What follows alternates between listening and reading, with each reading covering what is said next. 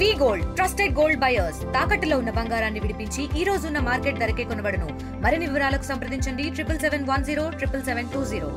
Evening పొద్దుటూరులో ఒక girl missing case register అయింది. దాన్ని బేస్ చేసుకొని ఇన్వెస్టిగేషన్ చేయడం జరిగింది. దాంట్లో భాగంగా అన్ని పరిసర ప్రాంతాలన్నీ వెరిఫై చేస్తున్న క్రమంలో ఈరోజు గండికోట ప్రాంతంలో డెడ్ బాడీ మనకు ట్రేస్ అవుట్ అయింది.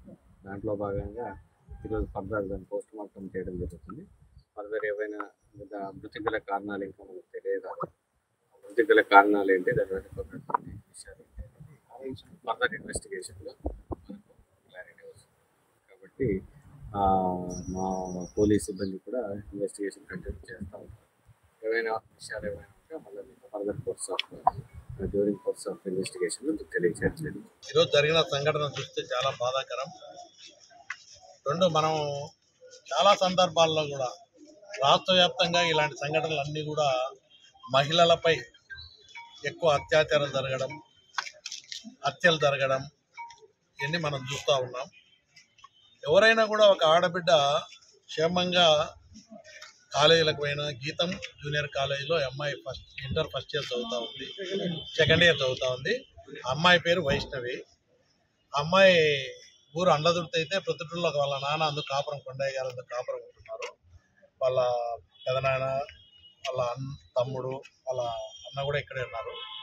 ఈరోజు మనం చూస్తే ఎవరైతే లోకేష్ అనే అబ్బాయి ఉన్నాడో గతంలో కూడా ఈ అమ్మాయిని హెరాస్ చేయడం చేస్తే వీళ్ళు కూడా దండించినామని చెప్పి వాళ్ళ అన్న అందు కూడా చెప్తా ఉన్నారు బ్రహ్మమందు. అయినా కూడా ఈరోజు చూస్తే ఆ అమ్మాయిని తీసుకొని ఈరోజు గండికోటకు రావడం, నిన్న సాయంత్రం గండికోటకు వచ్చి ఆ అమ్మాయిని వాళ్ళ తల్లిదండ్రులు, కాలేజీ యాజమాన్యం కూడా వాళ్ళ తల్లిదండ్రులకు పొద్దున్నే ఇంటిమేషన్ ఇవ్వడం జరిగిందని చెప్తున్నారు. మీ అమ్మాయి కాలేజీకి రాలేదు అని చెప్తే ఇంటిమేషన్ ఇచ్చిన తర్వాత అప్పుడు వీళ్ళు డౌట్ వచ్చింది.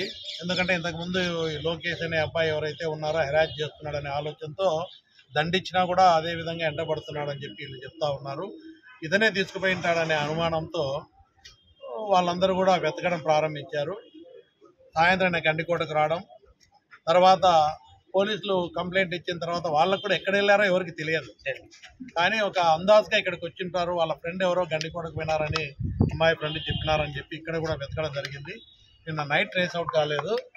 అక్కడ చంపి చాలా పొదల్లో లోపల పడి బాడీ ఉంది అక్కడ. కాబట్టి ఈరోజు మనం ఒక్కసారి ఆలోచన చేస్తే అమ్మాయిలకు ఎక్కడైనా కూడా ఇలాంటి చర్యలు జరిగినప్పుడు కఠినంగా శిక్షలు ఉండాలి. రెండు, సేఫ్టీ అనేది చాలా ఇంపార్టెంట్. ఇలాంటి సంఘటనలు మనకు ఒక ఎక్స్పీరియన్స్, చాలా సంఘటనలు జరుగుతూ ఉన్నాయి.